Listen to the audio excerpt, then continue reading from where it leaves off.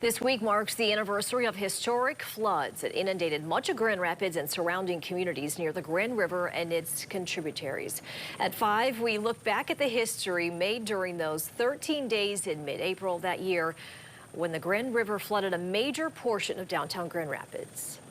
Now we're looking at the lesson learned that might help avoid the same problem the next time. News 8's Joe LaFurgey is live tonight along the river. Joe? Yeah, Brian, Michelle, you know, the river redesign plan that you've heard so much about over the last couple of years, that's a plan to make the river, especially through downtown Grand Rapids, more people-friendly. Also include ways, better ways, I should say, to manage floodwaters. Well, we had ice, actually it was covered with ice, and then we had rain on top of it, and then it all started to melt, and it just came up fast. Descriptions by the people who lived it help tell the story of the history-making flood of 2013. So do their pictures. And one of the most memorable came from the camera phone of optometrist Gary Anderson. His Riverfront Square office is located on the first floor, facing the Grand River. As the river began to rise that second week in April of 2013, Anderson watched closely. The flood forecast that was going to be at 22 feet, or 22 and a half feet.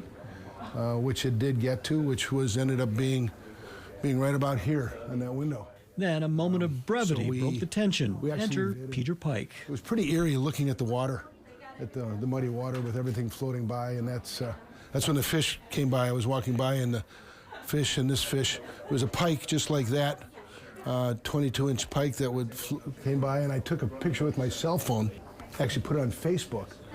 And it had 238,000 shares on Facebook. Fortunately for Anderson, the aquarium-grade windows in his office would hold back the river.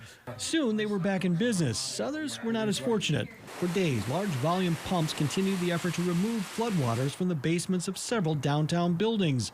City crews went along flood control walls foot by foot, checking for breaches and weak spots. 2013 was certainly the biggest test of our infrastructure as far as the river protection system is concerned. And that test led to upgrades. Grand Rapids City engineer Tim Berkman says some $8 million has been invested in improving the city's flood protection system since the flood of 2013.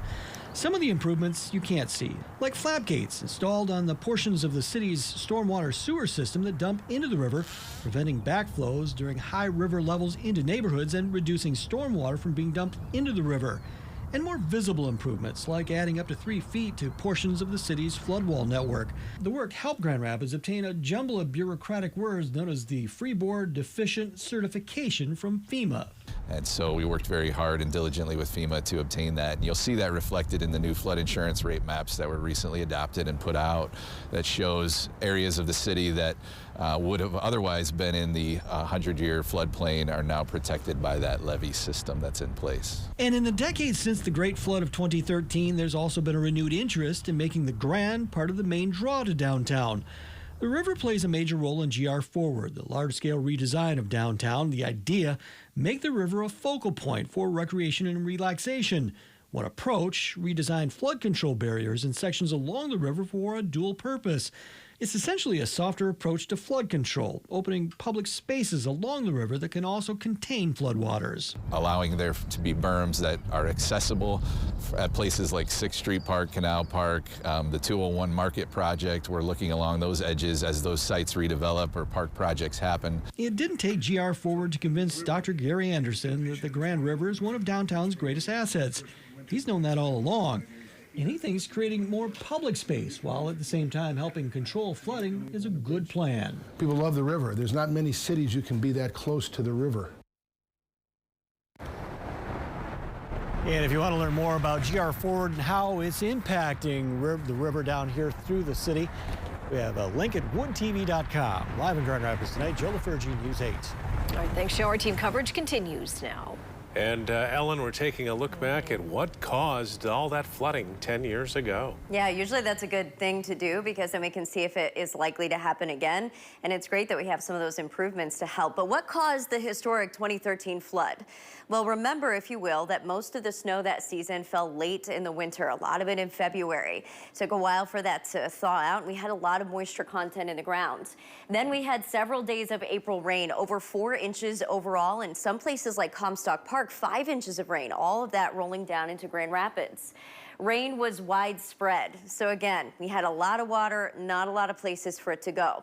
So one of the things that we wanted to do is we wanted to look at each decade and see how many times one spot on the Grand River, we took Comstock Park, hit major flood stage. For Comstock Park, major flood stage was 16 feet or higher.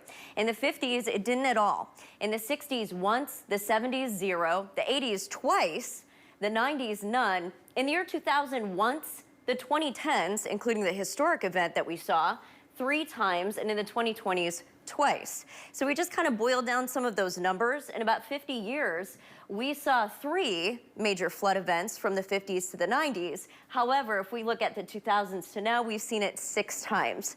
In general, if we look at the precipitation trends for the Grand Rapids Station as well, you can see a very subtle lean towards a little wetter than average conditions in the recent years.